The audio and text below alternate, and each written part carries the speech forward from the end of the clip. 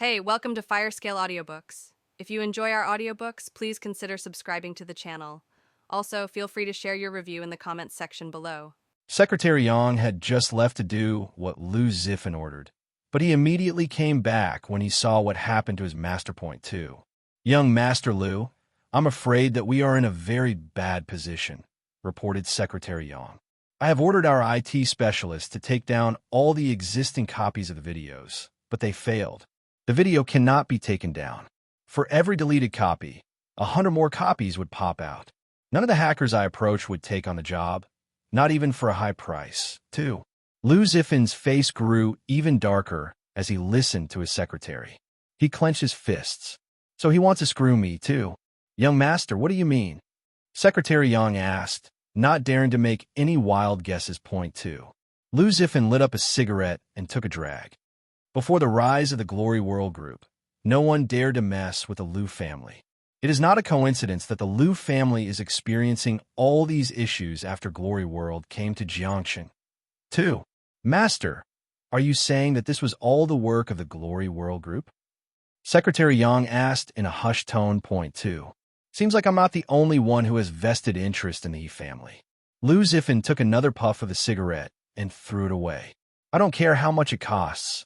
This scandal needs to die down. Otherwise, you will pack up and leave, too. At this moment, He Lanjin and Nguyen returned to the studio to take care of a few business matters. Point 2. He Lanjin was stretching her back when her eyes fell on her phone screen. The phone suddenly rang, displaying the text, "I'm your man." He Lanjin stared at the screen, trying to recall who among her contacts had this nickname. Point 2. He Lanjin was very careful about giving people her mobile number, so she had a very short contact list. Who could be calling her, too? She picked up the phone, and a deep and magnetic voice came from the other end. How is it? Are you happy, too? It took He Lanjin several seconds before she realized who was on the phone. Xiao Hanya? Why do you have my number, too? And how could Xiao Hanya have saved his number on her phone? He Lanjin put a password on her phone, which Xiao Hanya had successfully cracked. Is there anything in this world that this man did not know? 2. To facilitate communication, Xiao Hanya answered matter-of-factly. Point 2. He Lanjin leaned back comfortably on the chair and steadied her feet on the floor. With a gentle push, she spun her chair on the spot. Point 2. Have you seen Liu Zifan's video? He Lanjin asked softly. Point 2. Yes, Xiao Hanya replied. Then, almost as an afterthought, he added, don't watch that kind of thing again. 2. What kind? He Lanjin asked, feigning innocence. She picked up a pen and drew an orchid on a piece of paper and absent-mindedly scribbled several letters below the drawing. When she looked at the paper, she was surprised to see the name Hanya written on it. Point 2. Seeing the name reminded her of a Song Dynasty poem called Hanya. 2. The guests of Hanya came for tea and wine. The bamboo soup boiled hot and red.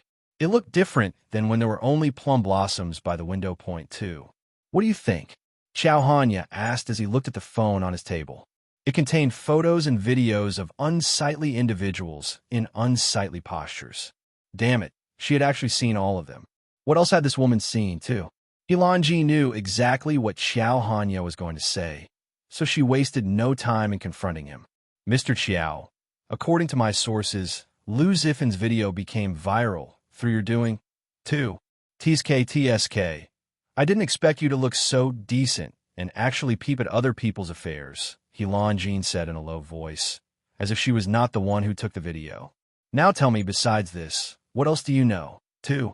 Xiao Hanya knew that He Lanjin was once again teasing him. He raised his eyebrows and said in a low voice, I've seen a lot of videos.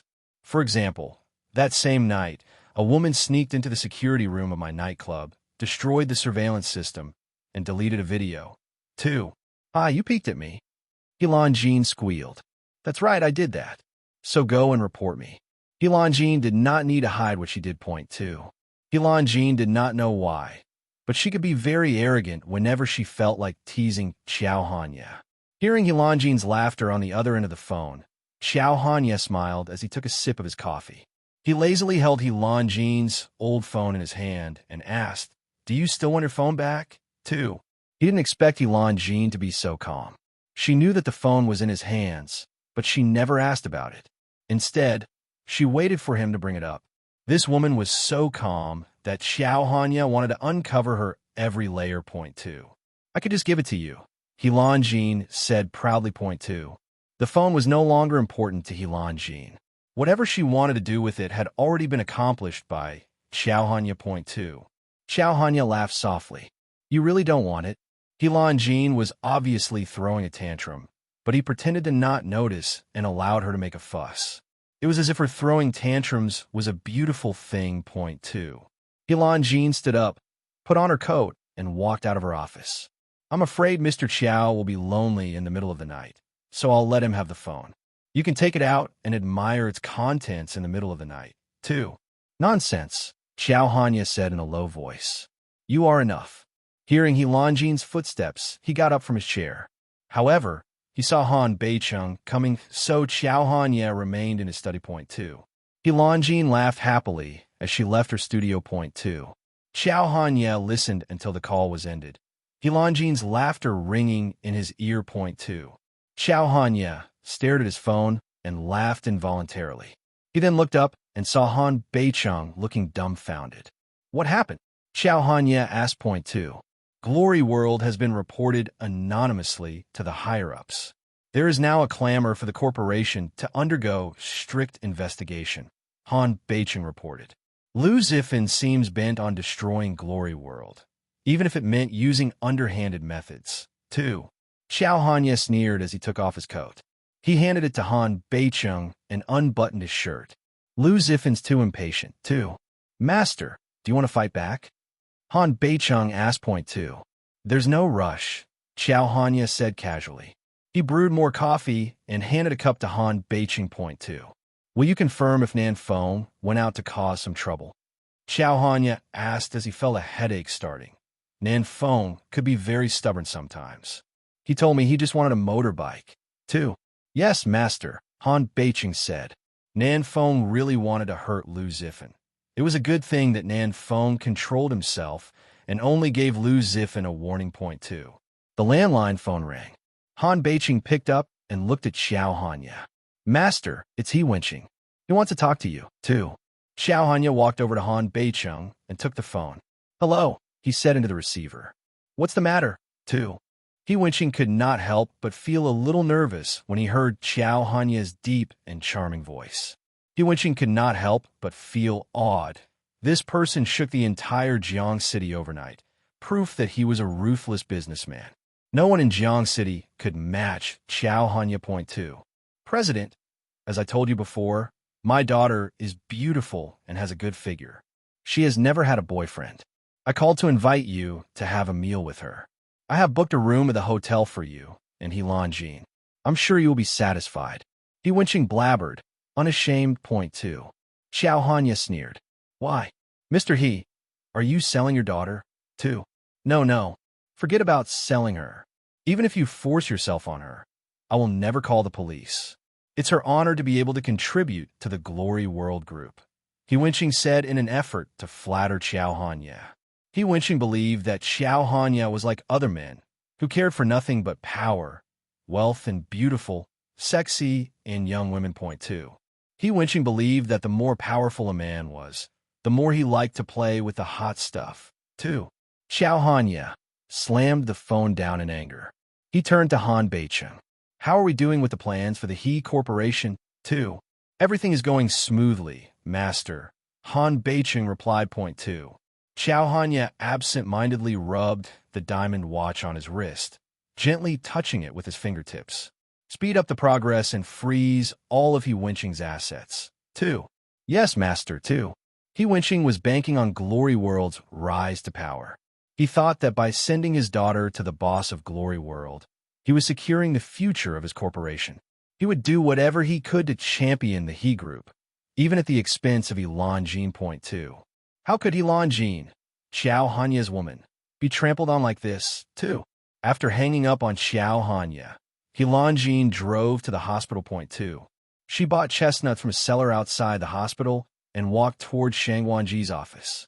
Pushing the door open, Helan Jin asked, How is the testing going? Are the results out? Too. Shang Wanji got very scared when he heard He Lanjin's voice. He gripped his drinking glass so hard it broke, causing the water to splash in his face. He raised his head silently and looked at He Lanjin, who was staring at him with interest. Point two. Don't look at me. Shang Wanji whimpered as he used his sleeve and wiped the water from his face. Point two. Shang Wanji knew that Nan Feng would be dragging him to the plastic surgeon the next day if they knew that He Lanjin went by herself to his clinic and was now staring at him. After all, who would dare look at the woman of the young master of the Chiao family? 2. Can I have the test results? He Lanjin asked softly. Point two. She pulled a chair and sat down. She started peeling and eating her chestnuts while she watched Shang Wanji put the broken glass away. Wait 2 more minutes, the doctor said, and excused himself. Point two. Okay, He Lanjin replied, trying to conceal her anxiety. She continued eating, which helped in calming her nerves. Point two. He Wenqing and Tang Jilin had raised her for 23 years, but now she was here, questioning her relationship with them through a medical test. Wasn't she being a little petty, too? The seconds ticked by. He Lanjin got up to pour herself a glass of water, but before she could take a sip, her phone rang. She answered the call with a confused expression. What's wrong, too? Student He. Everyone is ordered to return to the team immediately. It's urgent, the other party said anxiously. Point two. He Lanjin listened to her instructor and looked at the door where Shang Wanji disappeared to. She wanted to wait a little longer, but her instructor said that she was urgently needed. As a member of the military academy, her Lanjin had a duty to her fellow man. She must not be delayed by private matters. I'll be right there, she said decisively before hanging up. Point two. He Lanjin hesitated for a few seconds, but she quickly got over it and left the clinic. Point two. Not long after He Lanjin left, the results were ready. Point two. The results are out, Shang Wanji said as he emerged from the laboratory. He put on his glasses and then flipped through the report. He was going to say something regarding the results, but he found that He Lanjin had gone, leaving nothing but the smell of roasted chestnuts. Point two. Missy has good long legs, very helpful for disappearing in a thin air, Shang Wanji said in a low voice. Point two. Women were naturally beautiful, but He Lanjin was not just beautiful. She also had long legs and a sexy figure that were the stuff of men's dreams.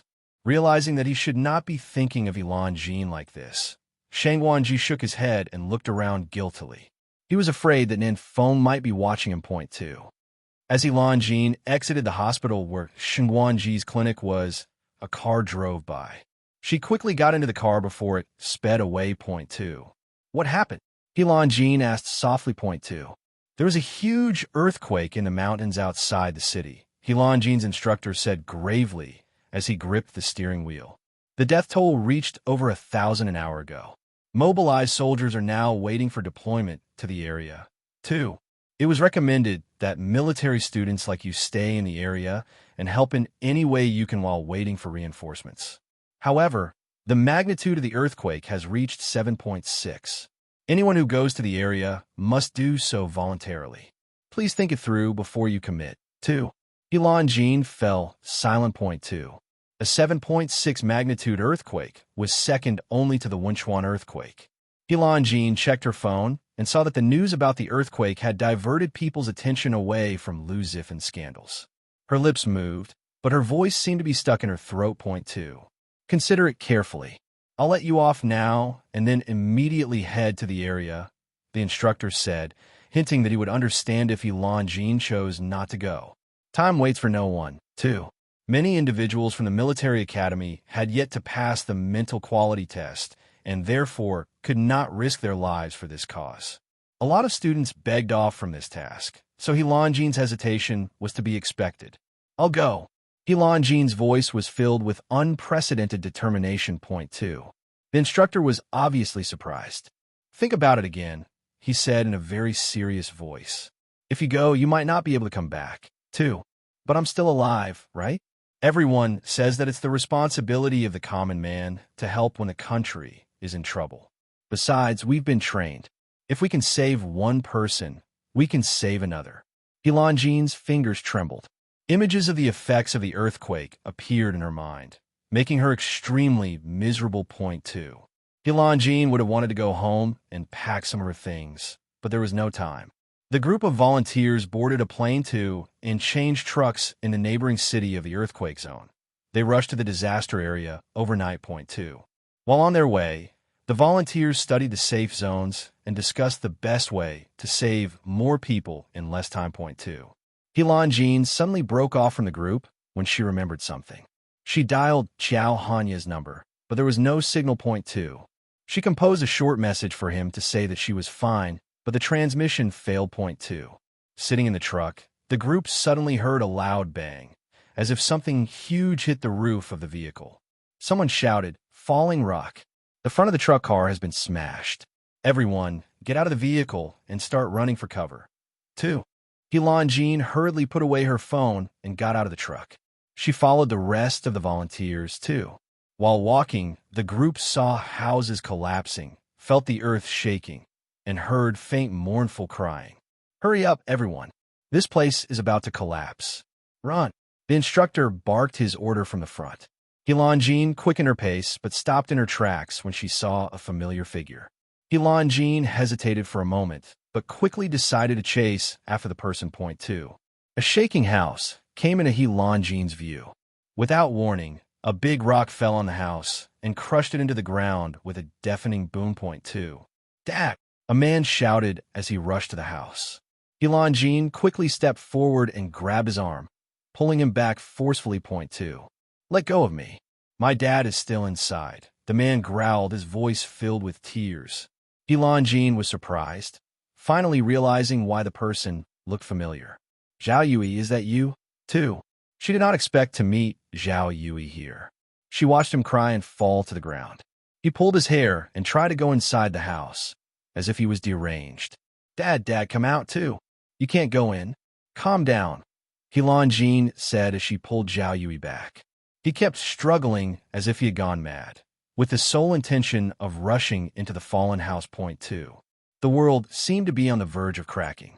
The ground shook as Zhao Yui crawled over, digging in the dirt with his bare hands. He cried in pain and despair. "Dad, your son is back. Come out, please," too. Jean watched as the entire house collapsed. Her eyes moistened and grew red as she listened to Zhao Yui's heart-wrenching cries. Point 2. "It's very dangerous here," Jean said in a firm voice. "We have to leave." Zhao Yui froze on the ground, tears streaming down his ashen face. He looked up at the house and muttered, "Dad." For the first time, Jean looked directly at the man's face. Point 2. Jean was not a spiteful person, but she was naturally disgusted with Zhao Yui for being in cahoots with Lu Zifan. However, this scene before her was painting Zhao Yui in a totally different light. Point 2. "My dad has cancer. He is paralyzed and bedridden. His organs are weak," Zhao Yui sobbed. "But I will save him. I have the money now. Everything will be all right, too." For some reason, Zhao Yui's backpack caught Jean's eye. Hearing Zhao Yui's words made Jean think. Could he and Lu Zifan be too? "Your father would definitely want you to stay alive and live for him," Jean said in a low voice. She did not know how to comfort people, but she felt that she needed to say something. Point 2. Zhao Yui sank to his knees in abject desperation. Jean noticed that something was wrong with the terrain, so she quickly pulled Zhao Yui up with all her strength and led him away. Just as they got to an area that seemed safe, the spot they were standing on collapsed into a hole. Point 2. Another huge earthquake rocked the mountainous region, causing the number of deaths to soar. Point 2. Residents, Jiang City. Point 2. Ruoxue stood in front of the window, looking at the drizzle outside.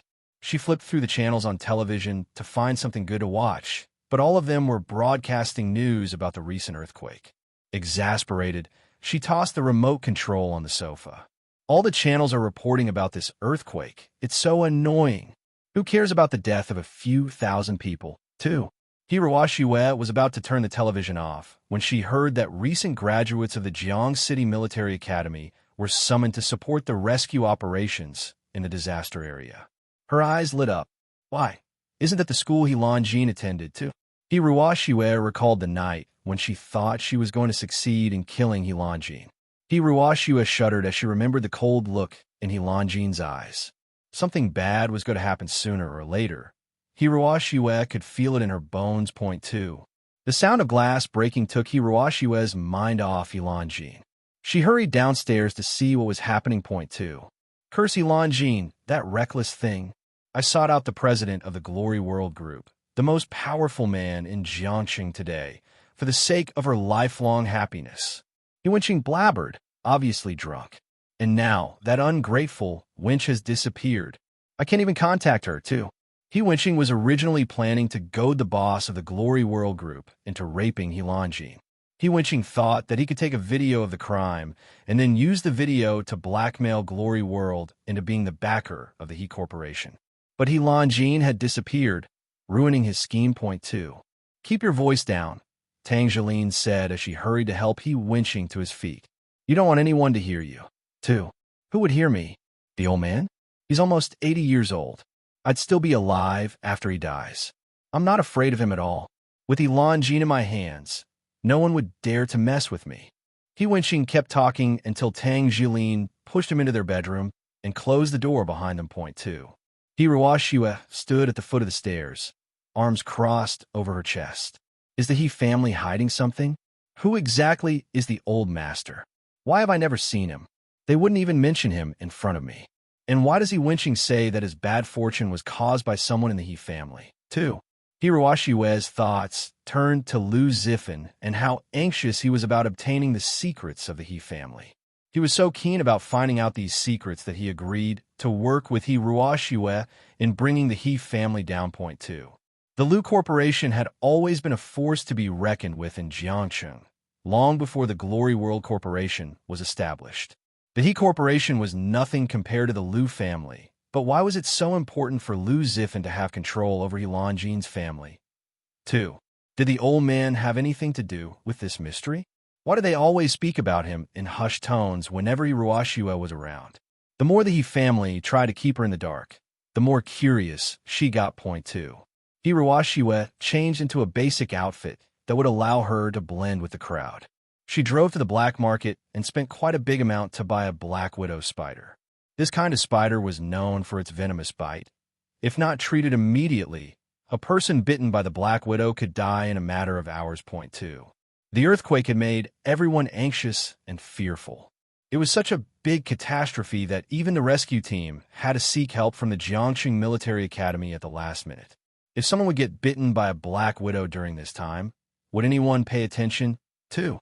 Little thing, whether Helanjin lives or dies depends on you, Hiroashue said as she bit her fingertip and laughed softly.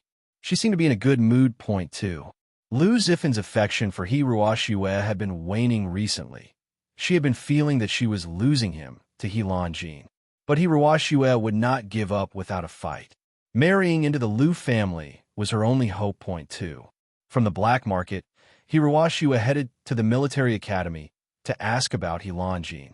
How sure are you that Helanjin went to the disaster area? Isn't it dangerous for women to be there? 2. Gender is immaterial when disasters strike. Soldiers are soldiers. We all have to obey orders, replied the soldier that Helanjin approached. Point 2. Hiroashue pretended to be sorry for Helanjin and all the soldiers who were risking their lives. She turned her back on the soldier and sneered. Point 2. The disaster area doesn't seem to mind getting another corpse, Hiroashue said as she smiled and touched the small jar with her fingers. What do you think, little thing? 2. Late at night, too. Coming home to Scenery Garden, Xiao Hanya went straight to Helanjin's room. He frowned upon finding the room empty. He anxiously checked his wristwatch for the time. Why aren't you back yet, Ajin? 2. Xiao Hanya took out his phone and dialed Helanjin's number, only to find that it was turned off. Point 2. Xiao Hanya picked up his coat and hurriedly walked out of the house. Han Beichang came trailing after him and asked, Master, are you going out for something? 2. Yes, Xiao Hanya said in a low voice. Before he could get in his car, Xiao Hanya saw Nanfeng rushing back on his motorcycle. With a worried expression, Nanfeng said, Young master, there was a huge earthquake in the mountain area. Young madam has set off with the rescuers. 2. What? Xiao Hanya's handsome face darkened slightly. He narrowed his eyes slightly as he looked straight at Nanfeng. who allowed her to go. 2. Nan Feng was so scared that he started trembling. He stood in front of Qiao Hanya, ready to meet his death. The incident happened suddenly. I was unable to stop her. I'm begging Master to punish me, too. Nan Feng was just outside the hospital, secretly guarding Yilanjin. When he noticed that she was taking too long, he went inside to ask Shangguan Ji. Only then did Nan Feng learn that Yilanjin had gone. Nan Feng did not think much of it first. He never expected that something bad would happen to her. 2. Knowing that he failed in watching over his master's young wife, Nan Feng hurried back to the scenery garden to punish himself. 2. Young master. Nan Feng called after Qiao Hanya, who had only one thing in mind: protect Yilanjin. Han Beicheng followed Nan Feng's lead, saying, Master, you can't go. We cannot stop disasters, especially natural ones. Going to the disaster area is like sending yourself to your death. 2. Hearing what Han Beicheng and Nan Feng had to say, Qiao Hanya stopped in his tracks. 2. You must completely take down He Wenqing in 3 days' time. Make sure to send someone to keep an eye on his whereabouts. 2. The plan for the Liu family remains unchanged. You must strictly crack down on their abnormal transactions. 2. Han Beicheng thought that Qiao Hanya stopped because he realized how foolish it was to follow Yilanjin. Han Beicheng did not know that Qiao Hanya stopped just to bark out orders for them to follow while he was gone. Master, Han Beicheng said, don't forget our purpose for returning to Jiang City. 2. The blood feud involving the Qiao family had not been resolved yet. If something happened to Qiao Hanya before they could get their revenge, how would Han Beicheng explain it to the ancestors of the Qiao family? 2. We will have our revenge, Qiao Hanya said. His voice was firm. His tone did not allow for questions. But I, Qiao Hanya, am not so incompetent that I can't even save my own woman. 2. I'll go with you, master, Nan Feng said as he stepped forward. 2. Qiao Hanya shot Nan Feng and Han Beicheng a sharp look. Both of you stay. 2. Master, Han Beicheng watched Qiao Hanya disappear into the night. Nan Feng was going to follow secretly, but Han Beicheng pulled him back. Shaking his head, Han Beicheng said, Master is not here. You and I must hold the fort for him. We can't not avenge the Qiao family. 2. Nan Feng clenched his fists as he stood rooted in his spot. After coming to a decision, Nan Feng pushed Han Beicheng away. 2. I'll King take revenge. But without the young master, what good will revenge bring? Nan Feng turned around and chased after Qiao Hanya on his motorcycle. 2. Han Beicheng simmered with anger.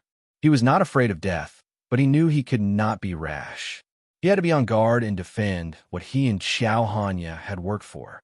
He could not take even one misstep. A single mistake could ruin everything. 2. Nan Feng, protect Master well, Han Beicheng said softly as he closed his eyes, trying to suppress the pain in his heart. 2. Han Beicheng was worried. What would he do if something bad happened to Qiao Hanya? But Han Beicheng was also hopeful that Qiao Hanya would surpass whatever issues he would encounter. 2. In the disaster area 2. Houses collapsed, electricity and water sources were cut off. The scene was both desolate and harrowing. 2. Yilanjin watched as the ground sank. She pushed Zhao Yui away. 2. Yilanjin, Zhao Yui muttered as Yilanjin pushed him away. He tried to look for her in the darkness, and his heart sank. He did not expect her to be stupid enough to risk her life in order to save him. 2. Yilanjin lost her balance and fell down. 2. Shocked by Yilanjin's action, Zhao Yui took off his backpack and hastily threw it to the ground. He pounced on Yilanjin and grabbed her arm tightly. 2. Hold on tight. Zhao Yui lay on the edge where the ground gave way and used all his strength to pull Yilanjin up from the collapsed hole. His eyes filled with tears, but he could not tell whether the tears were for his dead father or for Yilanjin's sacrifice and bravery. 2. Yilanjin gritted her teeth as her body was lifted up in the air. But before Zhao Yui could successfully get her out of the hole, another earthquake started, trapping Yilanjin in one of the cracks the previous earthquake had caused. 2. Yilanjin's body was caught in one of the cracks, which were now slowly closing up. 2. As the earth shook, A piece of rubble fell and landed on Zhao Yui's back. He grunted and spat out a mouthful of blood, but he did not let go of Elanjin. Point 2. Zhao Yui, let go of me. Elanjin looked up to see Zhao Yui's red eyes. Point 2. Zhao Yui felt like he had been run over by a car. He was in pain, but he was still smiling. I grew up in the mountains. My family was poor and had no support from anyone, but I tried my best to get ahead by studying. Unfortunately, reality slapped me in the face. I had no money and no power, so I couldn't stand on my own 2 feet. All my efforts were ridiculed. 2. My mother died from working too hard, raising money so I could get an education. My father fell seriously ill. I wanted to save him, but I didn't have money. 2. Zhao Yui laughed while tears streamed down his face. Helanjin, do you know what it's like for a poor person like me to want to save his sick father? I want to steal, I want to kill people and start fires. I want to stab all those corrupt officials to death because they took the funds that were originally allocated for poor families like ours. 2. Helanjin was stunned. Looking at Zhao Yui intently, she saw his livid face. The corner of his mouth was bleeding. Zhao Yui looked as if he was about to die. Point 2. Helanjin was admittedly a bit disgusted to see Zhao Yui and Lu Zifan having sex in the women's restroom back then, so she did not really expect Zhao Yui to be this tough. He was still holding her hand, unwilling to let go even after getting hit by a big rock. Point 2. If those corrupt opportunists don't die, I can't die either, Zhao Yui said. You shouldn't die either, Helanjin. 2. Helanjin's eyes started to water. She tried hard to climb up, but the earthquake was slowly closing up the cracks in the ground. She was going to die. Point 2. Zhao Yui, if I die, please. Helanjin originally wanted to tell Zhao Yui something, but Xiao Hanya's image appeared in her mind. Point 2. Such a handsome man. It was a pity that she didn't have the chance to get her hands on him. Point 2. Please go to Jing Garden and personally deliver my message to Xiao Hanya, Helanjin said as she held on to Zhao Yui's arm. Tell him that if there is a next life, I will definitely have sex with him there. 2. F***CK, you shameless woman. Zhao Yui cursed in between breaths. Tell him yourself. What does that have to do with me? Hold tight. You're not dying today. Not on my watch, too. Blood oozed out from the corner of Zhao Yui's mouth and dripped onto Helanjin's face. She looked up and saw that his hand was bleeding. A steel bar had pierced into it. Point 2. Helanjin was still hoping to survive, so she tried to pull herself up. It was, however, too late. The earth collapsed with a boom. Point 2. Helanjin felt impending doom as she saw the entire mountain turn into mud, rushing towards her. Point 2. The earthquake had impacted the nearby mountain, causing a giant landslide. Point 2. This added insult to injury. Helanjin knew that the rescue team would not turn back for her. Did she rush to the scene of the disaster to die? What cruel fate, too. Zhao Yui, remember to give my message to the owner of Jing Garden. His surname is Qiao. Tell him that I'm happy I got the chance to meet him, Helanjin said as she reconciled herself to her fate. She had made her decision. She had to let go of Zhao Yui, or both of them would die. Point 2. She had her principles. She would never drag anyone down. Besides, Zhao Yui had just lost his father. It would be selfish to let him risk his life for her. Point 2. It was a pity that Helanjin did not have one last chance to see her aunt, uncle, elder brother, grandfather, and Xiao Hanya. Maybe in the next life, too. Helanjin. Zhao Yui wanted to grab her, but the steel bar pinning his arm had rendered him immobile. He watched helplessly as she struggled to free herself from his grasp. Point 2. Zhao Yui fought back the tears as he watched Helanjin fall. He wished he could save her, but there was nothing he could do. Point 2. Zhao Yui lay on the ground, feeling defeated. Suddenly the steel bar was pried off from his hand. His body was flung in the air, landing in a safe area. Zhao Yui fainted, but before he totally lost consciousness, he caught sight of a tall figure looming above him. Point 2. Save her, Zhao Yui whispered before he blacked out. Point 2. Helanjin felt death approaching as she broke free from Zhao Yui's hand. But instead of fear, what she felt was relief, knowing that she would not take Zhao Yui to the grave with her. At the very least, she was able to save a life in exchange for her death. Point 2. She had wanted to ask Zhao Yui if he agreed to be Lu Zifen's lover in exchange for money. Was it for his father that Zhao Yui sacrificed his dignity? And since his father died, then maybe it was just fair that he survived. He Longjin was willing to give him another chance at life. Point 2. Xiao Hanya. He Longjin called out as she lost consciousness. Point 2. He Longjin drifted in and out of consciousness as she watched the cracks slowly close up. She felt some pain as someone grabbed her hand. Her mind went blank, and then everything turned black. Point 2. He Longjin. Xiao Hanya rushed over, covered in dust. He finally found her after a long and frantic search. Point 2. No one knew that the diamond ring Xiao Hanya gave He Longjin had a tracking device. Good thing she did not think of taking the ring off. Otherwise, Xiao Hanya would not have found her, even if he had extraordinary abilities. Point 2. Xiao Hanya grabbed He Longjin's hand, quickly pulled her up, and carried her in his arms. Point 2.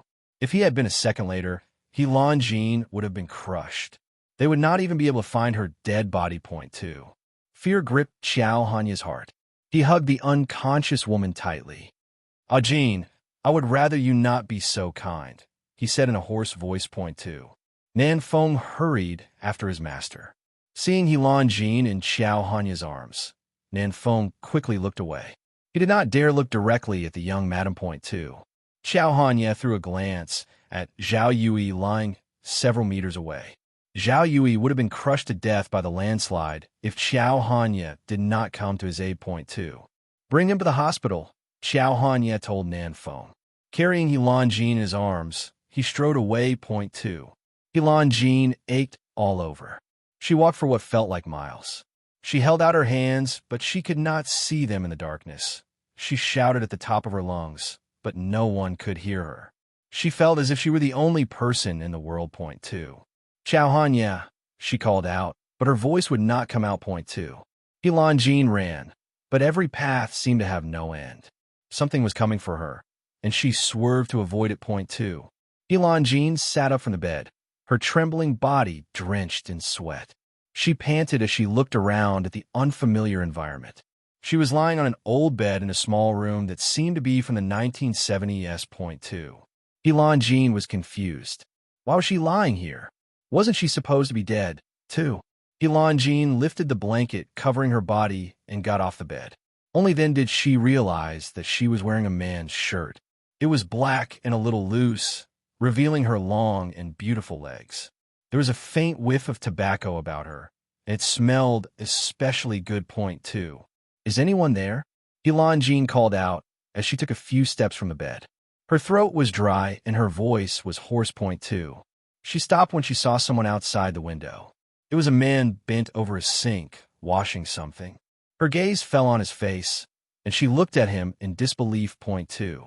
After Xiao Hanya washed the clothes, he wrung them and hung them out to dry. Point 2.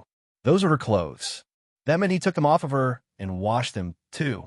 He Longjin felt her small face burning.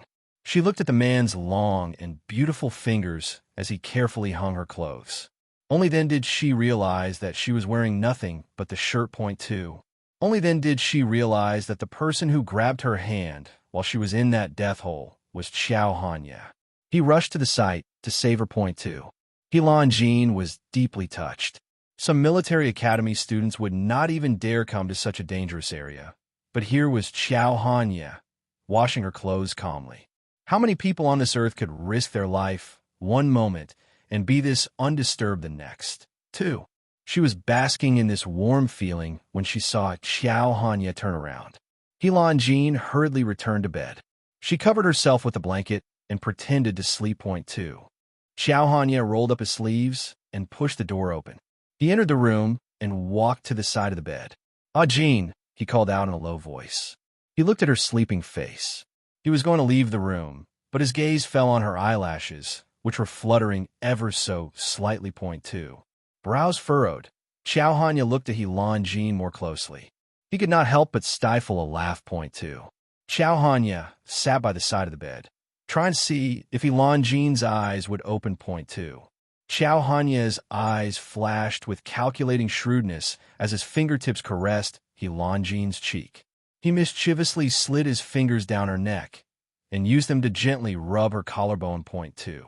Jean continued to feign sleep, but she could not keep this any longer.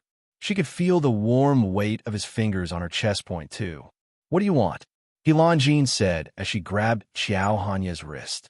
She opened her eyes and looked at him unhappily. Point 2. Oh, Xiao Hanya said in his magnetic voice. Is Jean awake now? He sounded dotingly affectionate, as if Jean were a willful little princess who had him wrapped around her finger. Point 2.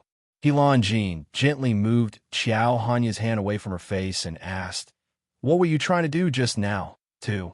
Instead of answering, Xiao Hanya threw the question back. "What was it that you wanted me to do?" Jean's face flushed a deep red. She straightened up on the bed, trying to keep some distance from him. Point 2. Xiao Hanya extended his arm to touch Jean's forehead. Fortunately, the fever has subsided. Still, the temperature in the mountain area is lower than the temperature outside. You must take care of yourself. 2. He pulled the blanket up and covered Jean with it. Point 2. Xiao Hanya started to get up, but Jean grabbed the corner of his shirt. He took her hand and said, "He's fine. He's been sent to the hospital." 2. Xiao Hanya turned to get up, but before he could, he felt Jean hugging him from behind. Her arms were wrapped around his waist, and her small face was pressed against his back. She gently rubbed against him and said, "Thank you." 2. Xiao Hanya froze. This was the first time Jean was hugging him. Point 2. Xiao Hanya pried Jean's arms off his waist and turned around. "Promise me that from now on, before you go out and save someone, you will ensure your own safety first," he said as he held her hands. Point 2. People's lives are important, but to me, there is nothing more important than your life, Xiao Hanya continued. Jean looked at Xiao Hanya's earnest face and laughed softly. "Yes, sir," too. No one had ever given her this much importance before, not even the He family, who made her feel as if she did not matter. She would not be surprised if they would not even mourn her death if she died. Point 2. "Let me wash up a bit before I check out the situation outside," Jean said, changing the topic. She did not want to be too vulnerable in front of Xiao Hanya. Point 2. She jumped off the bed and sprinted barefoot. Afraid that the sudden movement would cause her to fall, Xiao Hanya extended his arms to break Jean's fall. Point 2. Xiao Hanya's hand landed on Jean's waist. She trembled at his touch, but she kept moving. Suddenly, Jean felt something seeping out of her. Point 2. Stunned, Jean stood on the spot like a puppet, not daring to move. Point 2. She looked down at her legs, and an ominous feeling enveloped her. Point 2. Worried that Jean suddenly fell ill, Xiao Hanya stood up, took his coat from the rack, and draped it on her shoulders. Jean's face was crumpled beyond recognition. Point 2. She was as pale as a sheet, and she looked at him in disbelief. Point 2. She rushed into the bathroom. Xiao Hanya looked down on the spot where Jean had been standing and saw a drop of blood. It was bright red. Point 2. Xiao Hanya was rattled. Did he cause this? Did his hand accidentally land in an injured body part? Why was Jean bleeding too? Xiao Hanya stood by the bed, his heart heavy. He stared at the bathroom door for half a second, then turned and walked out of the room, his footsteps anxious and uneasy. Point 2. Jean hid in the bathroom, not knowing whether to laugh or cry. Point 2. She did not expect to be touched by Xiao Hanya. She was so nervous that her period came. Point 2. Jean, can you not be a good-for-nothing for once? She said in a low voice, deeply embarrassed. After taking a shower, she took a deep breath and called out, "Xiao Hanya, are you there?" 2. Unfortunately, it was silent outside. Jean pursed her lips, opened the door, and stepped out of the bathroom. Point 2. As she was stepping out of the bathroom, she saw Xiao Hanya entering the room with a solemn expression. He was with a doctor. "I fear that she has internal injuries," Xiao Hanya said in a grave voice. Point 2. Jean was dumbstruck. She pulled Xiao Hanya's coat around her tightly. Point 2. Xiao Hanya led the local doctor to Jean. The doctor put down the medical kit on the bedside table and asked, "What's wrong with you? Are you coughing up blood? Do you feel a tightness in your chest when you cough?" 2. "I'm fine. Please go and attend to your patients," Jean awkwardly said, inviting the doctor away. Point 2. Ah, Jean, stop fooling around, Xiao Hanya said, his face dark. Tell the doctor what's wrong with you. He walked toward Helan Jean, picked her up, and placed her on the bed. He covered her with the blanket and held her by the wrist to take her pulse. Point 2. Xiao Hanya was not a professional doctor, but he knew a thing or two about being ill. He could not understand. Helan Jean's pulse felt normal. What was wrong with her, too? I'm fine, Helan Jean said softly. Xiao Hanya pointed at the drop of blood on the ground. I clearly saw that you were bleeding, he said sternly. Point 2. Helan Jean fell silent. She raised her head and looked at the ceiling helplessly. She stared at the ceiling for some time and covered her face with the blanket. She summoned her courage and said, I'm on my period, too. Xiao Hanya was stunned. Point 2. Then, as an afterthought, he asked, You're on what period, too? Xiao Hanya saw Helan Jean clutch the blanket tighter around her head. From under the blanket, he heard her say, What do you think, too? Xiao Hanya fell silent. What period was she talking about? How was he supposed to know, too? Wait, was her period the thing that women get once a month, too? Wait here. Xiao Hanya nodded to the doctor, who walked out of the room with him. After a few minutes, Helan Jean felt the bed shake. She got off the bed, unable to stop herself even if she wanted to. Point 2. She put on her shoes and stepped out of the room. It was so dark she could not see anything or anyone. But judging from the sound of people anxiously running, she knew that chaos had ensued. Point 2. Helan Jean walked forward, wishing to help. Don't run, she said. Running does not help. Find a place to hide instead. Unfortunately, no one paid heed to her. Rocks and other debris fell, causing complete mayhem. Point 2. Xiao Hanya. Helan Jean panicked and started running herself. She had to find him. Point 2. The earth shook again, causing Helan Jean to tremble. She ran, confused, until she felt an arm around her. Why are you running around? A man's hoarse voice rang clear amidst the din of people shouting and wailing. Point 2. Where did you go? Helan Jean's voice quivered, but she felt safe as he held her tight. Point 2. Xiao Hanya looked at Helan Jean's panicked and worried eyes. He chuckled softly and said, The earthquake destroyed the supermarket. I had to find an ant and borrow this, too.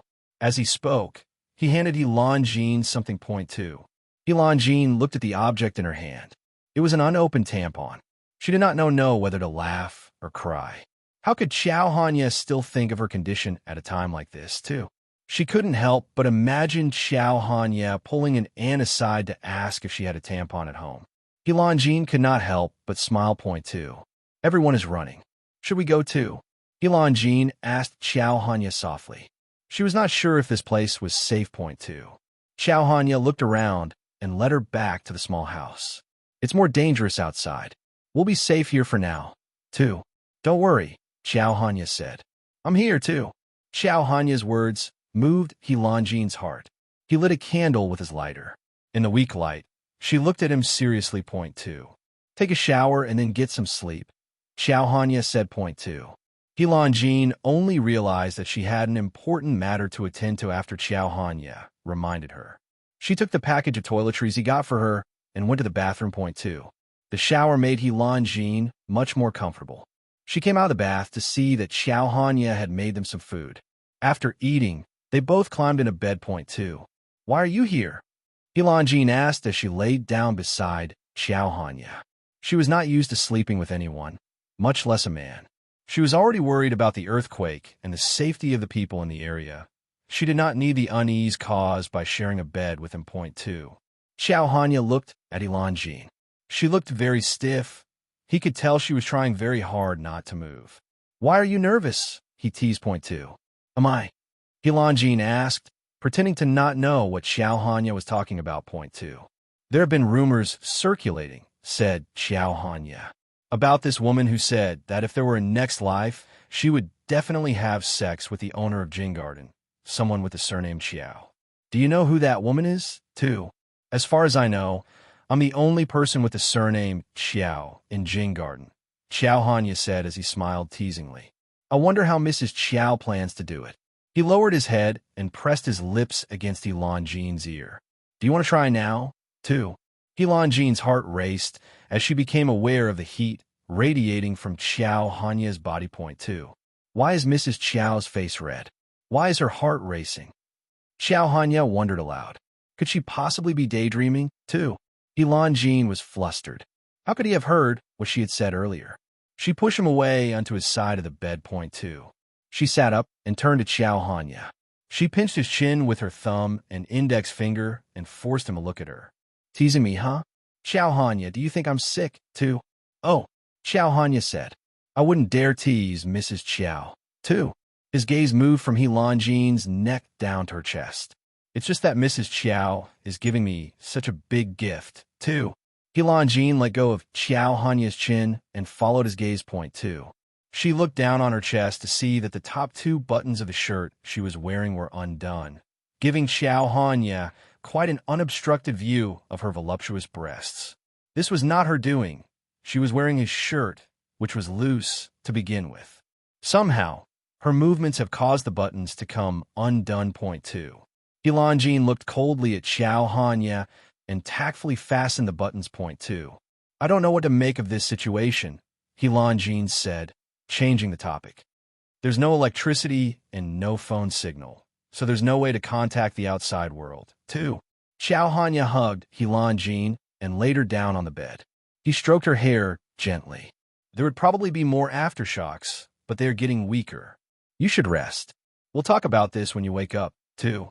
Okay, Helan Jean replied as she made herself comfortable in Xiao Hanya's arms. She could hear his strong and steady heartbeat. Point 2. She closed her eyes to sleep, but the image of Zhao Yui's house collapsing would not leave her mind. She thought of Zhao Yui's father being buried alive, and her hand started to tremble. Xiao Hanya took both her hands in his. Go to sleep, clear your mind, and don't think of anything. Things will get better, he said in a very soothing voice that quickly calmed Helan Jean. Point 2. Helan Jean was strong, but what she witnessed inevitably traumatized her. She was silently thankful that she could be vulnerable around Xiao Hanya. Point 2. Okay, Helan Jean replied. She wanted to push Xiao Hanya away, but she felt very safe in his arms. Point 2. Xiao Hanya watched Helan Jean fall asleep. He got up and applied some medicine on her bruises before going out to meet with Nan Feng and the others. They were going to discuss what they could do to help the rescue teams. Point 2. It was 3 o'clock in the morning when they finally finished. Xiao Hanya returned to the room and lay down beside Helan Jean. Point 2. As soon as Xiao Hanya lay down, Helan Jean crawled into his arms. She was half asleep, and her hands were moving on their own accord. One of her hands landed on a certain spot on Xiao Hanya's body. Helan Jean's hand seemed to have found the spot it was looking for. Xiao Hanya's eyes darkened slightly. Point 2. Helan Jean, let go of me. Xiao Hanya's voice was low and hoarse. Point 2. Helan Jean seemed to have finally fallen into a deep sleep. Now, it was Xiao Hanya's turn to feel uncomfortable. Point 2. Ah, Jean, you're pushing me to my limits, Xiao Hanya said in a low voice. Point 2. Instead of easing up, Helan Jean tightened her grip further. She was sleeping soundly now, totally unaware of what she was doing. Point 2. The now extremely uncomfortable Xiao Hanya tried to pry Helan Jean's hand off him. 2. Helan Jean, however, refused to let go. The more Xiao Hanya tried to remove her hand, the tighter her grip became.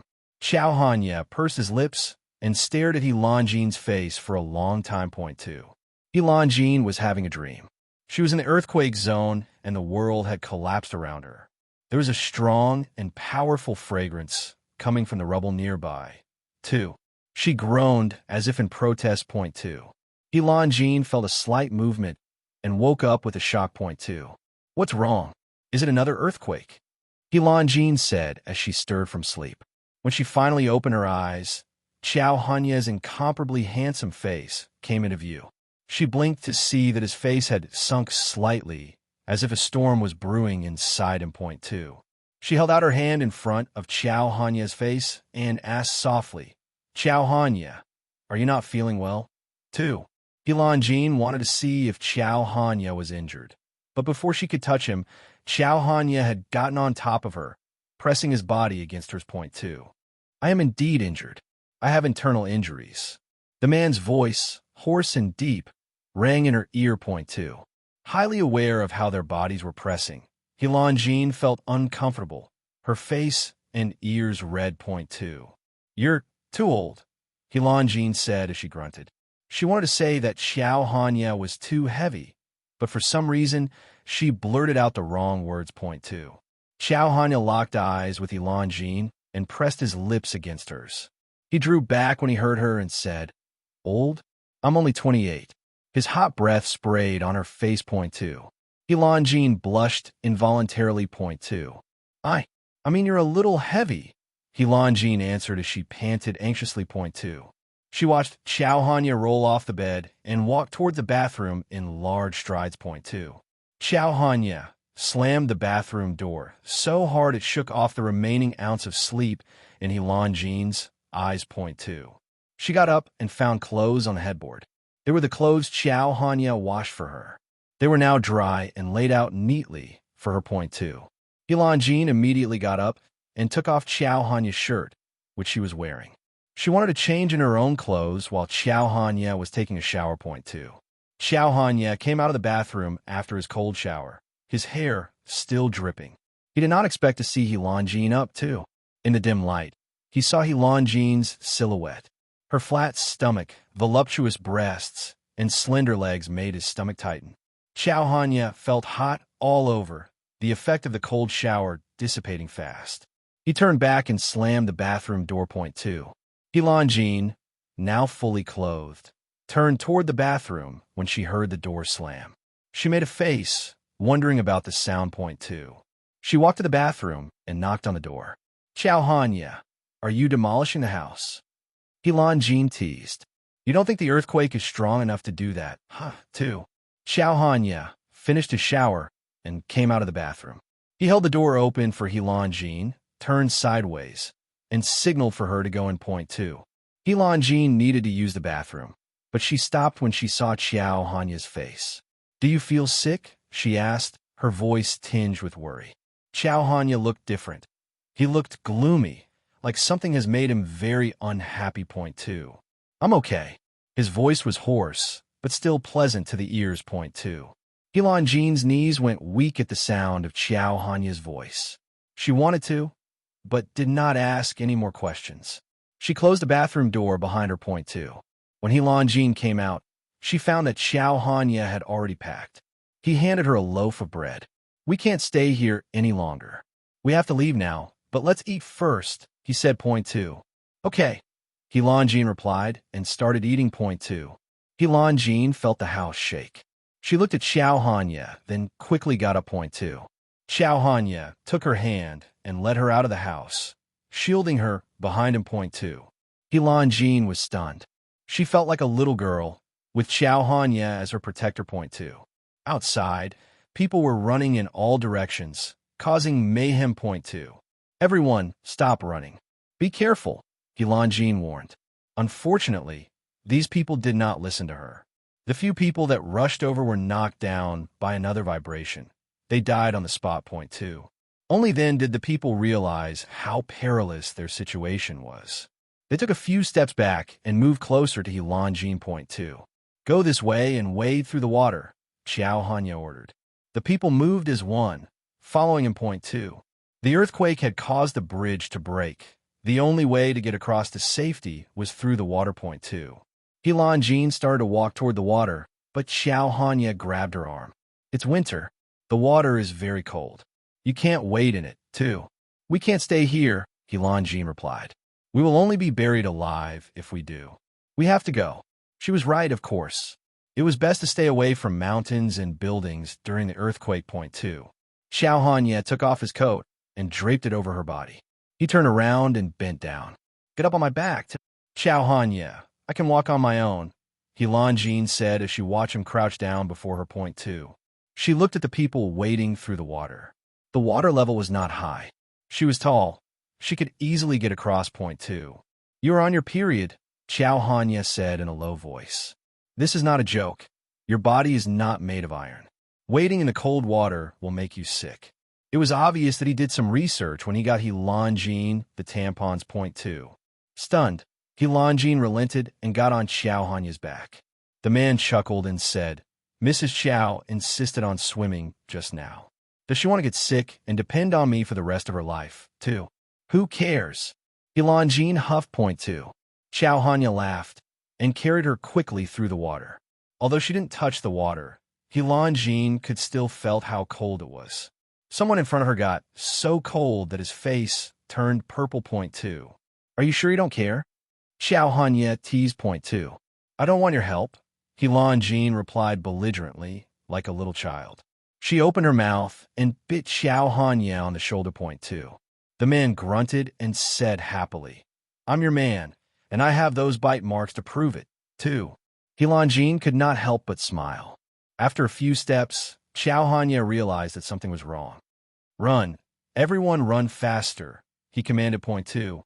Suddenly, water surged through the spot they had just left. Point two. Chow Hanya carried Jean on his back, as if she did not weigh anything at all. He did not put her down until they reached a safe place. Point two. The two of them looked back at the collapsed area. Jean was quietly amazed at how Chow Hanya handled the situation. Even in a dangerous situation such as this, he knew just what to do. He was now personally commanding the troops to treat the seriously injured. No one dared question his directives. They simply obeyed, as if he were a king and they were his subjects. Jean stood in the distance, watching Chow Hanya. He was dazzling. She could not keep her eyes off him. Point two. Student He, how are you? The academy instructor said as he came over, followed by some academy graduates and students. Point two. Their arrival brought Jean back to her senses. She noticed an injured member of the group and quickly helped him sit down. I'm fine, she said as she turned back to the group. Are you guys okay, too? Some of our students were sent back to Jiang City with serious injuries, the instructor said. We need a medical team. We hope that you can join us. Jean did not hesitate. She immediately answered in the affirmative. Point two. Jean knew that joining the medical team was a great opportunity to learn more medical knowledge while saving people. For her, there was no end to learning. She always did what she could to become a better version of herself. Point two. For 3 whole days, Jean witnessed hell on earth. The earthquake caused many people to be separated from their families. Some young people were crippled for life, and many were killed. Point two. What was worst was that all this was happening before her eyes, and she could not do anything. Point two. My son, give me back my son. An old woman suddenly pounced on Jean, grabbing both her hands. Point two. The skin on Jean's arm got torn.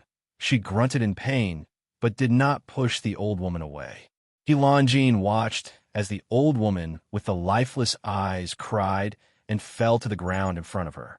Jean's heart broke to see the old woman's anguish. Point two. Your son would not like to see you like this, Jean said softly, offering the old woman some words of comfort. You have to live well for him, too. The old woman fell into Jean's arms as Jean helped her up. The old woman sobbed loudly, as if the sky had fallen. Point two. As Jean was comforting the old woman, she thought she saw someone familiar. She wanted to see if her eyes were deceiving her, but the person quickly disappeared. Point two. Hiroashue? Jean was puzzled. Hiroashue was afraid of dying and would never come to a place like this.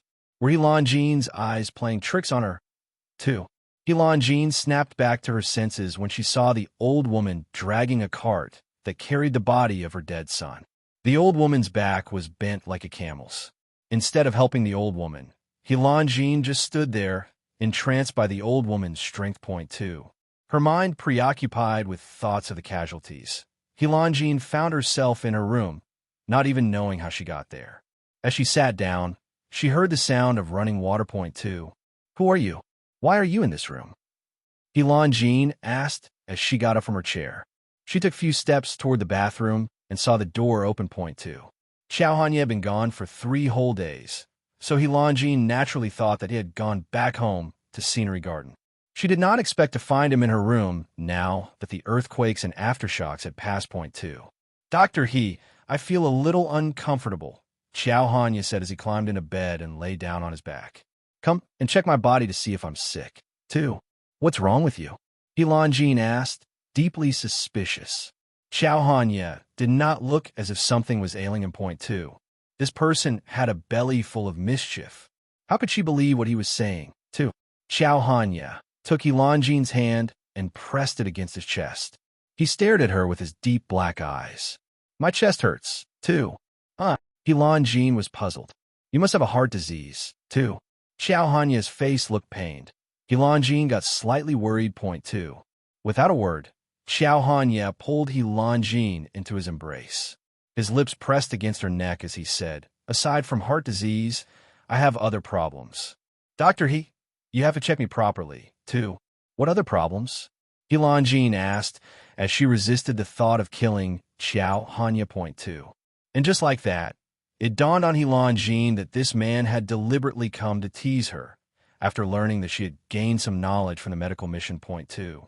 Xiao Hanya's hoarse voice was tinged with lust as he said, there are problems all over my body, too. Xiao Hanya put Yilanjin's hand to his lips down to his chest and to his abdomen.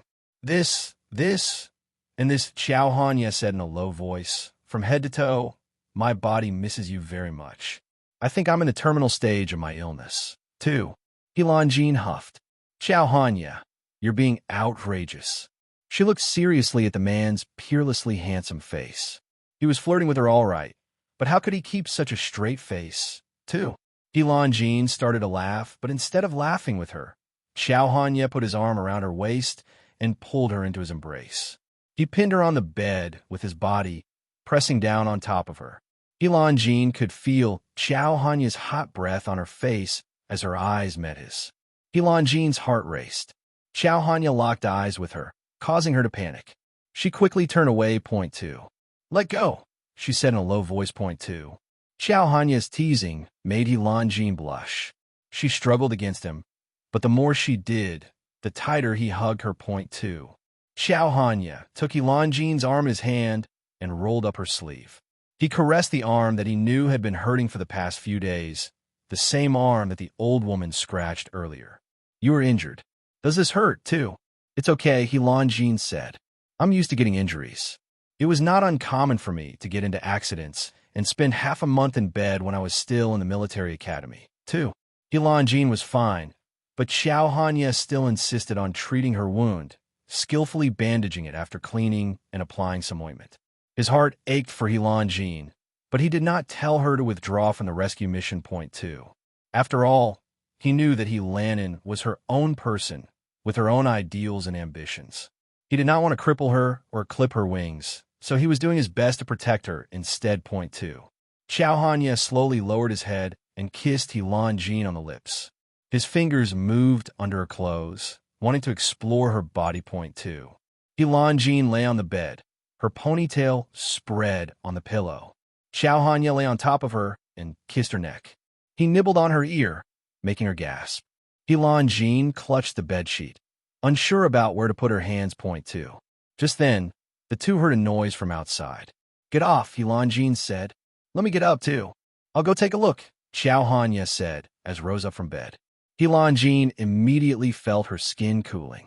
Before he went to the door, Xiao Hanya straightened out Yilanjin's clothes and made sure she was decently covered. Point 2. Okay, Yilanjin replied, watching Xiao Hanya's back. Point 2.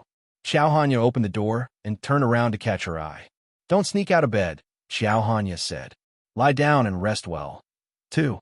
Yes, Mr. Xiao, Yilanjin said with a smile. Point 2. Yilanjin lay in bed, enveloped by the smell of Xiao Hanya, which lingered on the sheets. After some time, she got ready to continue helping the other rescuers. But before she left the room, her eye caught a little movement by the window. Point 2. Yilanjin walked to the window and looked through the glass. There is a pinhole camera designed to look like a piece of iron wire. Anyone who did not know better would not have noticed the camera at all, but Yilanjin had been trained to spot such devices.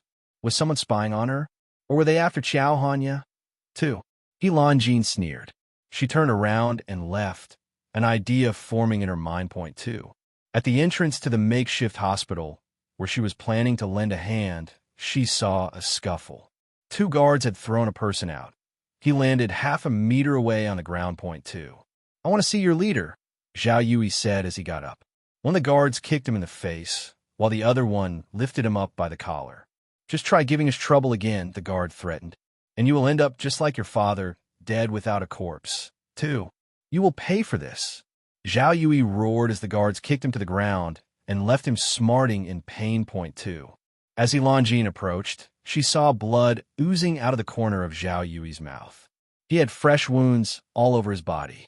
She extended her arm, wishing to help him up. 2. Zhao Yui was a little surprised to see Elanjin. No need, he grunted. He did not take her hand and stood up on his own in an attempt to retain his last ounce of dignity. 2. Zhao Yui, however, had difficulty getting up. He still had not recovered from the injuries caused by the earthquake the other day. 2. What happened? Elanjin asked softly. 2. She looked back and saw a guard staring at Zhao Yui. The guard seemed to be giving Zhao Yui a warning. The scene felt very strange to Elanjin. Something was definitely going on. 2. Don't get involved in my business, Zhao Yui said in a strained voice as he straightened his back and walked away. After a couple of steps, he turned back to Elanjin and said, "This isn't Jiang City. You better go home. No one can protect you if something bad happens to you here." 2.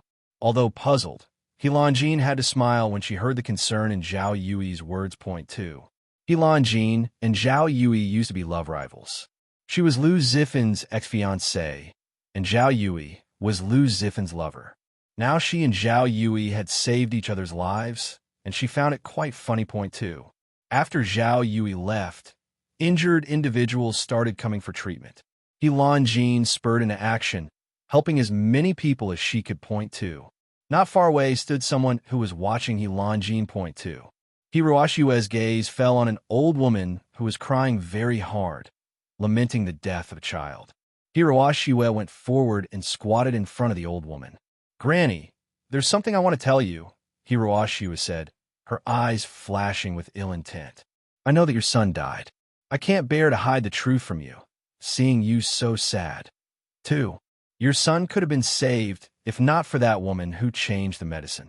She said that your son was poor and didn't deserve the medicine, so she secretly used plain water to replace the medicine that was given to him. I didn't want to tell you, but my heart feels very sad for you. My heart breaks to think about what would happen to you with your son gone." 2. The old woman stopped crying, taken aback by what she heard. 2. Hiroashue was laughing inside. Her plan had worked. This old woman was going to be her pawn. 2. Hiroashue immediately flew to the area after learning that the worst of the earthquake was over. She wanted to make sure that Elanjin was dead. But Hiroashue was surprised to find out that not only was Elanjin very much alive, but also quite loose, having succeeded in seducing a man in the disaster area. 2. "Miss, is that the truth?" the old woman asked, grabbing and shaking Hiroashue. 2. The old woman had been so devastated and desperate to come to terms with the death of her son that she forgot what really happened to him. The son sustained massive injuries that damaged his internal organs. Elanjin wanted to save him, but the most she could do was buy him half an hour to spend with his old mother. 2. The blubbering and dirty old woman clung to Hiroashue as if Hiroashue had the power to bring her son back to life. Hiroashue wanted to push the grimy woman away, but she needed this woman. This old woman would be her tool in killing Elanjin. 2. "Granny, why would I lie to you?" Hiroashue said. "Like I told you, I wouldn't have said anything if my heart did not go out to you." 2. She is the most despicable woman in Jiang City, Hiroashue continued. She has slept with many men, seduced and corrupted officials, and caused the deaths of many commoners. What could a woman like her not do, too? Hiroashue's words turned the old woman's face green and filled her eyes with hatred and hostility. 2. Noticing that the old woman was still in a daze, Hiroashue sneaked out before the granny had a chance to remember Hiroashue's face. But Hiroashue felt very happy too, knowing that there were no surveillance cameras here in the disaster area. Her crimes would go unpunished here. 2. Inside, Elanjin was very busy helping out in any way she could. She suddenly felt a chill on her back. 2. She turned around and saw the old woman staring at her. Elanjin finished her work immediately so she could go to the old woman and console her. But the old woman had disappeared without a trace. 2. Helan continued working, stopping only for the occasional drink of water. At 4 o'clock in the morning, a military instructor approached Helan. Student he, there's a certain Mr. Chiao who brought hundreds of professional doctors and nurses to serve the victims here. We thank you for your time and dedication, but for now your work here has come to an end. 2. Really? Helan asked. As if in answer, doctors and nurses in white coats started arriving. Point 2. Not only do we have enough manpower now, we have also been sent an ample supply of the medicines that we need, the instructor said. If it weren't for these medicines, our injured patients might not survive. 2. All the volunteers were being dismissed. Helan tidied up after herself, and then went back to her small room. Point 2. Upon reaching the room, Helan searched the bathroom and under the bed. When she realized that Xiao Hanya was not around, she boldly took out her phone. The signal in the area was weak, so she was very lucky to connect with Nguyen on the first ring. Can you send me the website link for? 2. F***CK. Helan, what do you want to do in the middle of the night? Nguyen asked, incredulous. Point 2. Helan was a workaholic who had never had any real relationship with the opposite sex. Why was she asking Nguyen for something like this in the middle of the night? 2. I want to do something exciting, Helan said with a smile. Point 2. Nguyen laughed mischievously. Tell me honestly, did you find yourself a man in the disaster area? Is he getting ready to be destroyed? What a wretched girl this Nguyen is. How dare you tease me, scolded Helan, when you yourself aren't sleeping at this ungodly hour? Helan and Nguyen talked for a bit before Helan hung up. Point 2. Helan clicked on the link Nguyen gave her and saw a short but exciting movie. Her eyes lit up, and she hurriedly downloaded a few movies. She sniggered as she grabbed her phone and walked toward the window. Point 2. I'm so tired, Helan said out loud as she stood in front of the window. Point 2. The pinhole camera suddenly lit up. Someone was watching, just like Helan thought. Point 2. Helan leaned her face against the glass window and played the movie on her phone. She set the phone on the window, securing it with a piece of tape. She made sure that the entire phone screen was covering the pinhole camera. Point 2. She smiled and walked toward the bed to get some rest. Point 2. She stopped in mid-stride, seeing Xiao Hanya standing nearby. Hands behind his back, he sized her up with his deep black eyes. Point 2. When did you come in? Helan asked, surprised. She was a straight-A student in the academy. She got perfect marks in almost every subject and was highly regarded by her instructors for being extremely vigilant. It was impossible to sneak up on her. Point 2. But here was Xiao Hanya standing right in front of her, and she did not even notice him entering the room. 2. Xiao Hanya narrowed his eyes at Helan. This woman was challenging his limits every day. How could she do such a thing in the middle of the night? She was not just smart. She was also good at provoking men's anger. Point 2. Instead of answering, Xiao Hanya stepped toward Helan, grabbed her wrist, and pulled her into his embrace. What are you doing? Helan asked as she squirmed at his arms. Point 2. Xiao Hanya tightened his arms around Helan. Mrs. Chiao, you're a woman with a husband. You don't need to hide and watch these things. I'm here, too. This. Helan's voice trailed off. How would she tell Xiao Hanya what this was about? 2. She could not tell him that someone was spying on her and that those movies were actually for that someone, could she? 2. Helan decided she just would not say anything. Suddenly, panting sounds filled the room. The passion was so intense, Helan was afraid that her phone would explode. Point 2. Xiao Hanya stared at Helan, making her feel guilty. I think someone needs this, she stammered. I downloaded a couple of movies for that person. But yeah, the volume is a little too loud. Let me turn it down, too. Helan tried to break free from Xiao Hanya's embrace, but he picked her up and carried her to the bed. He lay on top of her, looking into her eyes. Point 2. Thoughts of Helan had been tormenting Xiao Hanya day and night, and now she was actually playing this kind of movie in front of him. The passionate moans from the movie kept echoing in the bedroom. How could he let her off so easily? 2.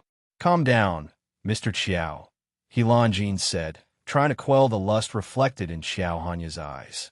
Take a deep breath and calm down. 2. Shoo, just kiss me again, Xiao Hanya said. He ran his fingers through He Lanjin's hair as he lifted her head and kissed her passionately. Point two. Xiao Hanya's impassioned kiss sent He Lanjin's head reeling. She could not help but kiss him back. Point two. He Lanjin felt her body heating up, matching the temperature of Xiao Hanya's skin.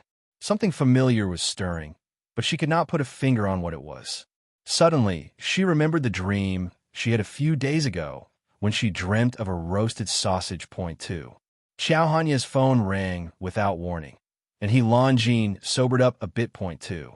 As they kissed, He Lanjin brought her hands to where she thought Xiao Hanya's pants pockets were. She wanted to help him get his phone, but she grabbed something else instead. Point two. Damn woman, Xiao Hanya said as he jumped up. Where are your hands going to? As Xiao Hanya stood up, He Lanjin saw that his pants were almost falling off. She could not help but laugh mockingly. I'm sorry, I made a mistake. It's definitely a mistake, too. Xiao Hanya straightened his pants and took his phone from his pants pocket. The caller ID displayed Nan Feng's name. Xiao Hanya pressed the answer button and said in a gruff voice, "What's the matter, too?" Hearing the tone of his master's voice gave Nan Feng a chill. Point two. Nan Feng trembled as he tried to understand what was happening to his master. He was very angry these past few days. Was his liver troubling him? Was he experiencing some imbalance in his body, too? This was all the fault of that damned Shang Wanji.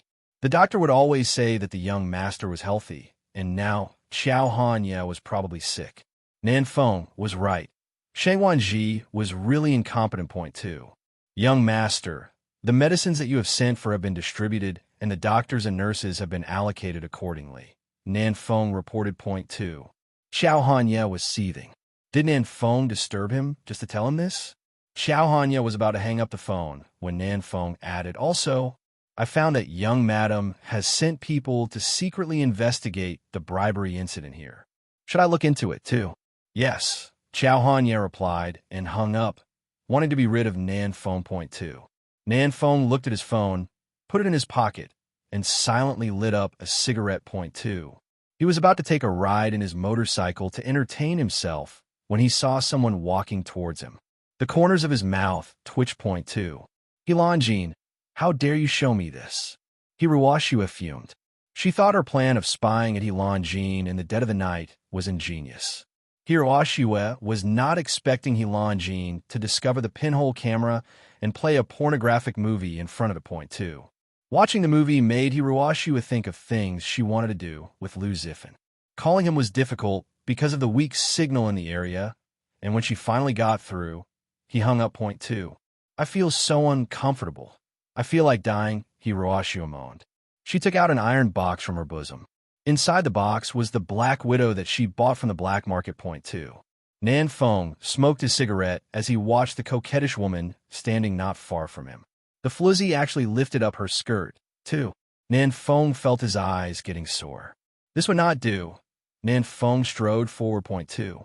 Nan Feng moved closer to Hiruashua, undetected. The woman lifted up her skirt and twisted her slender waist, as if seducing an imaginary man. Nan Feng went behind He Lanjin and raised his leg, his foot landing on her butt.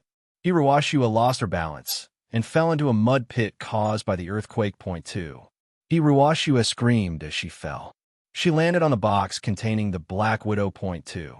Hiruashua felt intense pain when her buttocks came into contact with the iron box. Tears streaming down her eyes, Hiruashua gritted her teeth and looked up. There was the sound of a motorcycle, but she did not see anyone. Point two. Who pushed me down? Oh, it hurts so much, Hiruashua sobbed, feeling her body heat up. Point two. Hiruashua lifted up her skirt to check herself and saw that her underpants were halfway off. The metal box had come in direct contact with the skin of her buttocks, causing a tear. Point two. Hiruashua was dusting herself when she felt someone approaching the pit she was in. The night was dark, and she could hardly see her fingers, even as she fanned them in front of her face. An ominous feeling washed over her. Something bad was going to happen, and she felt it. Point two. As if reading her thoughts, the person started shoveling mud into the pit. Point two. Oh, someone's in here, Hiruashua cried, terrified. Stop. There's a person in this hole. The pit was too deep for her to climb out of point two. The person heard Hiroshiue's voice and attacked her with a shovel. The tool landed between her legs, and before she could react, Hiroshue felt her body being shoveled up. She felt even more horrified when she was thrown back to the pit, shoveled up again, and thrown into the pit again, point two. Hiroshue felt extremely wronged. Someone was definitely toying with her, point two. The He family had given Hiroshue a carefree life. They treated her like a little princess. Now, she was being shoveled up and thrown down like she was a piece of garbage. A sense of humiliation welled up in her heart, point two. This must be the work of Ilan, who found out that Hiroshue was here. Ilan must have ordered her lover in the earthquake area to do this to Hiroshue, point two. Bah! Nanfeng shoveled the mud and buried half of Hiroshue's body. Nanfeng only stopped tormenting Hiroshue when he thought she was done trying to seduce men. He got on his motorcycle and rode away happily, point two. Hiroshue struggled to get out of the mud pit, but she was buried up to the waist in heavy wet mud. No matter how she tried to clamber out of the pit, the thick mud kept sucking her down, point two. Arg! Just you wait, Ilan. Hiroshue flung her hands in anger, her arms sticking to the mud. She was so angry. She took a fistful of the sticky earth and drew her arm back to hurl the handful of mud in front of her. However, the mud was so heavy that she could not stretch her arm to fling it away. The packed earth landed on her face instead, point two. Hiroshue was now so angry she could not even cry. But her anger was replaced with worry when she remembered the iron box sitting beneath her, point two. Hiroshue worried about the Black Widow in the metal box. What if it crawled out of the box and onto her body? She trembled at the thought. She tried her best not to move, but she started to feel a slight itch. The more she thought about it, the more terrified she got, point two. It won't climb out, Hiroshue said softly, trying to calm herself. Unfortunately, her words did not seem to be working, point two. How would she get out of this pit? Even if she screamed her lungs out, no one would come to save her. Hiroshue was getting desperate, point two. Hiroshue did not expect to be alone right now at this place with the creature that she had been hanging out with the past few days.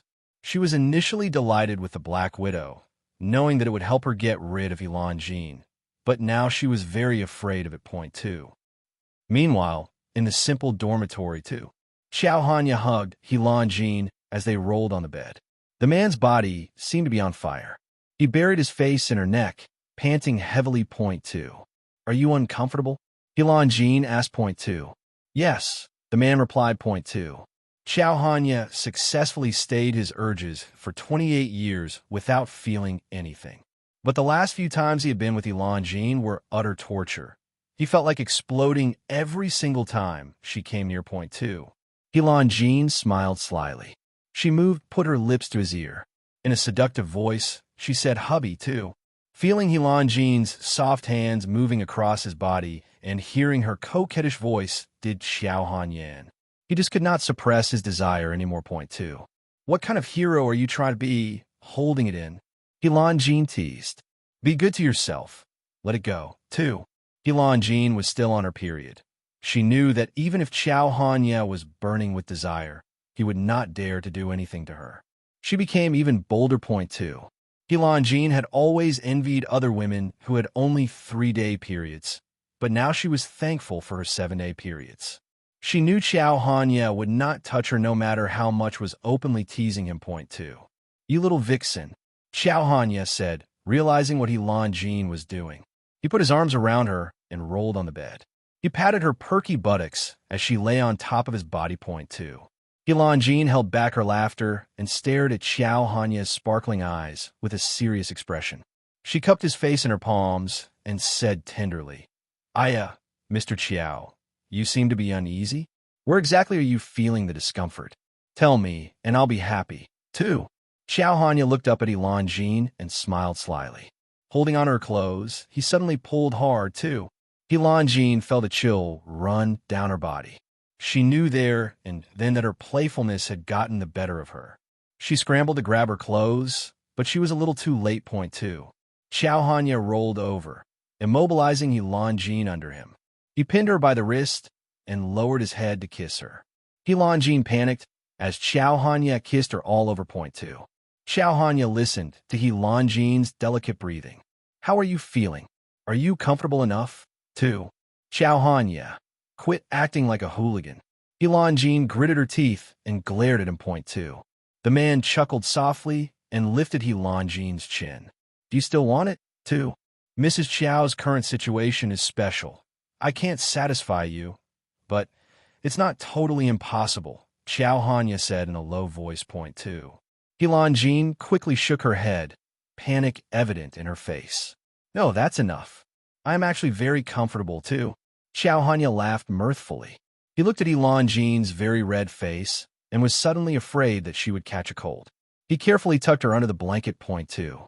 Helanjin pulled the blanket up to her chin and lay in bed, listening to Xiao Hanya's strong heartbeat. A thought suddenly struck her, and she propped herself up, asking, by the way, what exactly do you want to do in Jiang City? 2. Seek revenge, Xiao Hanya said, obviously not want to hide anything from Helanjin point two. Pulling the blanket tightly to cover her body, Helanjin sat up straight. She noticed Xiao Hanya's eyes growing even darker as he replied to her. His body emitted a chill, as if freezing the air around them point two. Revenge? What revenge? Helanjin asked softly point two. A blood feud, Xiao Hanya answered in a low voice. He looked at Helanjin and took her face in his hand. An irreconcilable feud, too. Helanjin was shocked.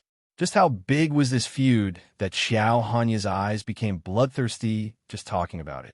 2. Helanjin had not known Xiao Hanya for long, but she knew him very well. He was stoic and indifferent, and seemed to be in control of everything. Nothing moved him or caused him to lose his cool, but this blood feud he spoke of seemed to affect him a great deal. Helanjin could only imagine how much hatred Xiao Hanya was carrying in his heart point two. Whom were you exacting revenge on? Helanjin's voice went soft. She did not want to probe too much point two. It's a complicated situation that involved a lot of people, Xiao Hanya said, his hands growing colder as he spoke. But I will find them one by one, too. Xiao Hanya sat up, his back to Helanjin point two. Helanjin felt an irresistible urge to comfort Xiao Hanya and hugged him from behind point two. Why she did what she did, Helanjin could not explain. Even she herself was surprised by the way she acted point two. If you need help, just let me know, Helanjin said. Xiao Hanya looked at Helanjin's small hands on his abdomen. He was stunned, not expecting to hear these words from her point two. Was this the so-called sharing of weal and woe? 2. Okay, Xiao Hanya said, then turned around and pulled Helanjin into his arms. The two hugged for a long time, neither of them saying anything point two. Helanjin felt very close to Xiao Hanya. Suddenly, she wanted to know everything about him. What kind of family did Xiao Hanya have? What kind of experiences did he have growing up? What did he want to do? And what were his motivations? Helanjin wanted to understand Xiao Hanya and be a part of his life point two. It's very dangerous here, Xiao Hanya said, breaking the silence. I'll take you home tomorrow, too. The earthquake had passed, but there were still aftershocks that might catch people off guard point two. We can't leave yet. I'm looking into the stories some of the locals are telling regarding their corrupt officials, Helanjin said. Many poor families in the mountainous area are suffering because no inquiries are being made, too. The country allocates a budget for poor families every year, but look at the people here. Which of them seems to be receiving help? I want to know where the money goes. Helanjin said, softly point two. Helanjin took to heart what happened on the day she saved Zhao Yui. She wanted to get to the bottom of it point two. Do you really want to do the investigation yourself? Xiao Hanya asked when he saw her serious expression point two. Yes, I want to do it myself. Helanjin was firm. She would never back down from what she wanted to do point two. Little did Helanjin know that there were many other things waiting for Xiao Hanya and herself point two. I'm going out for a while, Xiao Hanya said. Stay here and don't wander around. Anjin nodded. She watched him get up, put his clothes on, and leave the room point two. Xiao Hanya's words resurfaced in Helanjin's mind. No matter how hard she tried, she could not sleep. She got up and took a walk. Point two. I've had enough. What does this earthquake have to do with me? Take me away immediately. A woman's delicate voice rang in the quiet night. A bowl of bird's nest soup was smashed on the floor, with some of the soup landing by Helanjine's feet. Point two. Helanjine bent down to take a closer look. From its color, the soup was obviously the expensive kind, which ordinary people cannot afford. But this person too. Okay. I'll take you away tomorrow. We won't eat bird's nest anymore. Go to sleep now. Through the narrow window slats, Helanjine saw a man pacifying a woman who was dressed coquettishly. After some time, the woman disappeared, probably into the bedroom. Point two. Helanjine narrowed her eyes. Wasn't this place a temporary refuge for the victims of the earthquake? When did it become someone's private residence? 2. Old Chun, are you really leaving? Don't forget why we hid in the mountains back then. You haven't forgotten about the incident in Jiang City, have you? A few other individuals asked, their voices subdued. Point two. When she heard these people mentioning Jiang City, Helanjine could not help but move closer. She perked her ears up. Point two.